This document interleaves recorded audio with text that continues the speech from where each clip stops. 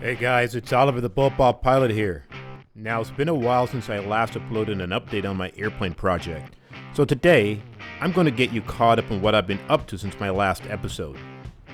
Now, for those of you watching my channel for the first time, the Tucano replica developed by Italian manufacturer Flying Legends is a retractable gear, two-seat aircraft that is sold as a kit.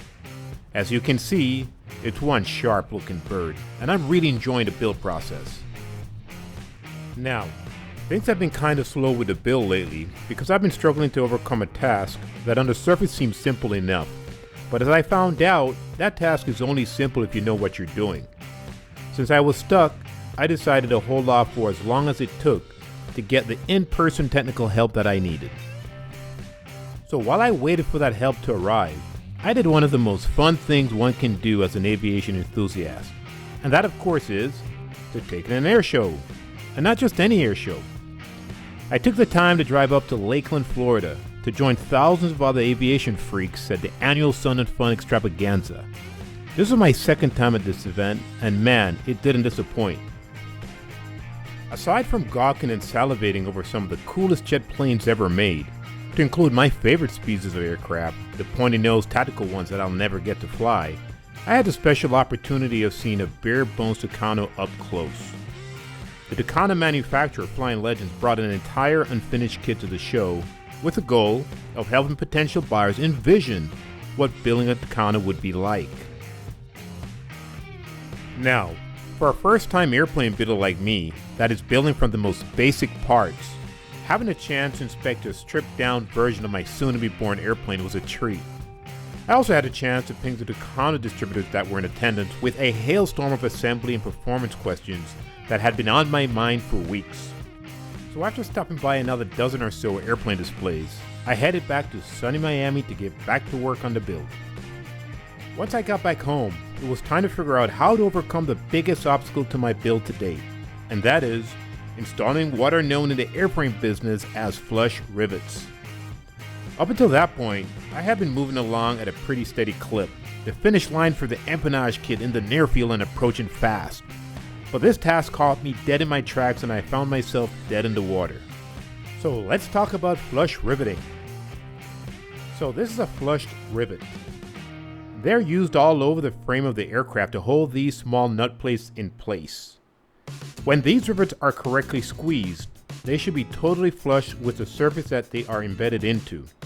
And this is exactly what I was screwing up. So not only were my rivets not flushed relative to the surface of the spar as you just saw in that illustration, but I compounded my problems by incorrectly removing the rivets.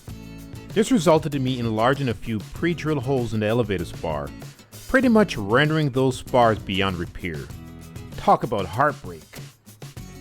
Thankfully, the Flying Legends team was able to rapidly send me replacement spars, but the missing piece for me to get over this, let's call it pain point, was to have someone teach me the magic trick of getting these rivets properly applied. Not only did I need technical support, but I also found out that I needed a special tool called a microstop countersink cage, an exotic looking drill accessory that is designed to take all the guesswork out of creating countersunk holes. Only when I got the technical support and the right tools lined up was I ready to jump back into the fight. So last week everything came together when my Experimental Aircraft Association technical advisor came over to my manufacturing facility, aka my home garage, to help to pull me out of the pit that I created for myself. Guys, I really can't express enough my gratitude to Chuck for teaching and reteaching me the most critical airplane building skills. Along with the ever-responsive Flying Legends technical support team back in Italy, Chuck has ensured that I assemble the plane to be the highest quality product possible. Here is Chuck demonstrating the use of the countersink microstop tool I just mentioned. I got a chance to practice these skills under Chuck's watchful eye, and soon was able to show those pesky flush rivets that they could no longer keep a stranglehold on my project. So my action plan for this week is to complete the application of all the flush rivets to the empennage kit, and then to reassemble the elevator assembly so they are ready for priming. At that point, I'll ask Chuck to come over one more time to check my rivet work before I proceed to the final priming session. Now, I'm not going to take a premature victory lap on the empennage kit, but I will say that I feel that the path is clear for completion of the tail section in about 4 to 5 weeks. So although I made some enforced errors over the last month or so, I'm happy that I exercised what we call in the military strategic patience, and waited until I got the right assistants to help me figure things out. Guys, if you decide to take on an airplane build project, I can't stress highly enough the importance of recruiting the ongoing support of a legit airframe expert. You simply don't know what you don't know until an expert joins in on the one-on-one conversation you'll have with yourself throughout the build. Again, special shout out to the Experimental Aircraft Association volunteers across the country for assisting amateur builders like me on how to turn a mound of metal into lean and mean flying machines. Well guys, that's all for now. In my next episode, I'll share with you the final stages of the empennage assembly, to include the mega priming session and the skinning of the horizontal stabilizer. Thanks for tuning in guys, and if you enjoyed this episode, please tap on that subscribe button below so you can keep up with all my updates. Thanks again, and don't forget to aim high and fly safe.